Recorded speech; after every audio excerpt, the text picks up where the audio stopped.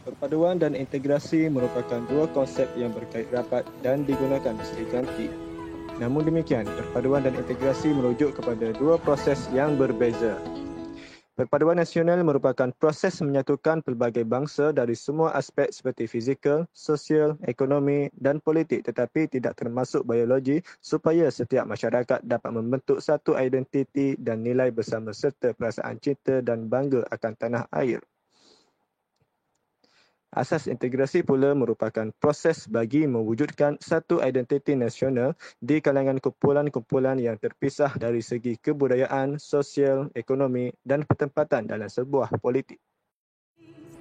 Masyarakat majmuk. Masyarakat di Tanah Melayu ataupun Malaysia pada sekitar kurun ke-19 didominasi oleh dua bangsa yang berbeza. Selain daripada masyarakat Melayu yang menjadi tuan kepada wilayah Tanah Melayu pada ketika itu iaitu India dan China. Abad ke-19 adalah titik tolak penting dalam sejarah Tanah Melayu, bukan sahaja mengenai perubahan politik tetapi juga perubahan sosial dan ekonomi. Perkembangan perusahaan biji timah dan getah telah membawa kepada kedatangan orang Cina dan India ke Tanah Melayu. Selain orang Cina dan India, terdapat satu lagi kumpulan pendatang di Tanah Melayu iaitu orang Indonesia yang datang dari Kalimantan, Jawa, Sumatera, Sulawesi, Riau dan lain-lain kepulauan di Indonesia. Perpaduan antara rakyat Malaysia pada hari ini.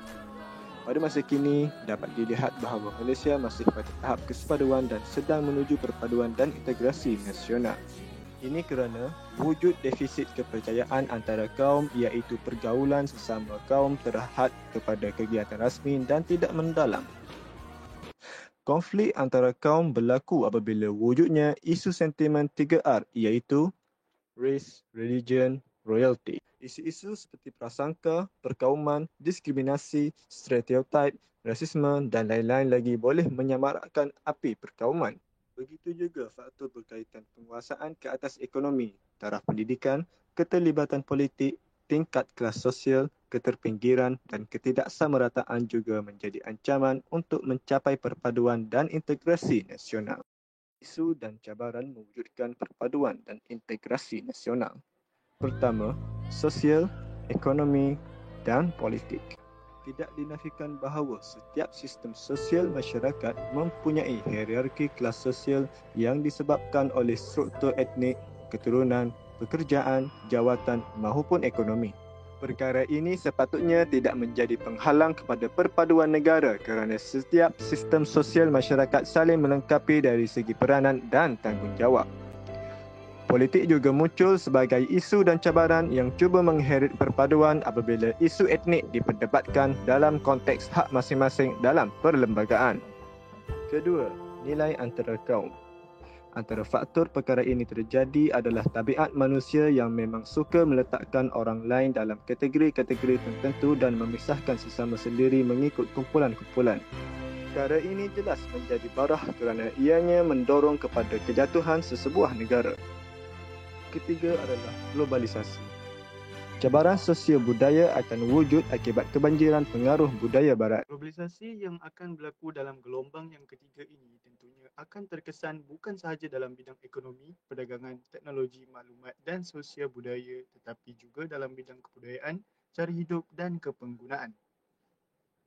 Fenomena globalisasi ini tidak mustahil akan memusnahkan jati diri dan identiti masyarakatnya. Kerana setiap pihak untuk mengekalkan perpaduan dan integrasi nasional. Pertama, ibu dan bapa. Ibu bapa perlulah menerapkan nilai-nilai perpaduan dalam diri anak-anak sejak kecil lagi. Persis kata mutiara, melentur buluh biarlah dari rebunnya. Mereka digalakkan berkomunikasi dengan jiran yang berlainan bangsa dan membawa anak-anak mengunjungi rumah jiran semasa hari lebaran. Dengan cara itu, ibu bapa dapat menjadi suri teladan kepada anak-anak dan membolehkan mereka menghayati keistimewaan masyarakat Malaysia yang mempunyai pelbagai jenis kaum dan etnik. Kedua, institusi pendidikan. Antara langkah yang dapat diambil oleh institusi pendidikan adalah dengan memberikan kerja-kerja berkumpulan. Dalam konteks ini, guru-guru hendaklah membahagikan pelajar secara berkumpulan dalam melaksanakan projek-projek sekolah. Guru-guru juga haruslah membahagikan kedudukan pelajar dengan sempurna untuk menggalakkan pelajar berkomunikasi dengan pelajar-pelajar yang berlainan kaum dan bukannya sesama kaum sahaja. Ketiga adalah belia. Belia perlulah mengkaji dan menghayati sejarah negara agar dapat memahami erti perpaduan negara. Sebagai satu daripada langkah untuk mewujudkan permuafakatan bangsa, Kementerian Pelajaran Malaysia telah mewajibkan pelajar-pelajar agar lulus dalam mata pelajaran sejarah di peringkat CJ Pelajaran Malaysia. Langkah bijak tersebut diharapkan dapat menyedari anak-anak bangsa tentang kesan akibat kurangnya perpaduan kaum dalam kalangan masyarakat. Kesimpulan. Sebagai penutup, bertepuk sebelah tangan tidak akan berbunyi. Usaha-usaha untuk mengukuhkan perpaduan negara dan integrasi nasional ini memerlukan sinergi dan dedikasi yang tidak berbelah bagi oleh semua pihak. Janganlah mengizinkan sejarah hitam akibat kurangnya persefahaman dalam kalangan masyarakat seperti peristiwa 13 Mei 1969 berulang di negara ini. Oleh itu, marilah kita bergabung idea dan tenaga yang dihiaskan dengan sikap toleransi dan persefahaman yang kukuh demi mewujudkan integrasi nasional. Majulah Bangsa demi negara.